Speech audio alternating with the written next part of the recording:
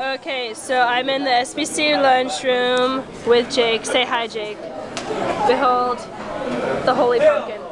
Anyway, I carved a pumpkin, and it's not as awesome as I want it to be, but it looks pretty cool.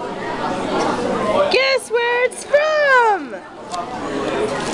Soul Eater! Yes.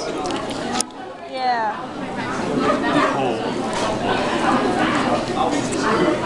You are such a dork, Jake.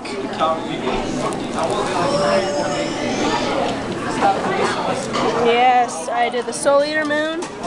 Not as intricate as I'd like, but I was quite impressed. Is that going to sit in our room? This is going to start smelling. No, I just did this for shits and giggles. Yeah, we arrived too late actually. That's really good. I broke half the knives he was using. I broke knives. That sits in our room. There's going to be problems. No, it's not going to sit in our room. I'm just recording this so I can put this on Funimation. Death City. Yes. Awesomeness. And I got your moment of win on camera, Jake. Yeah, anyway, this is Halloween, and the smiling moon is smiling at you.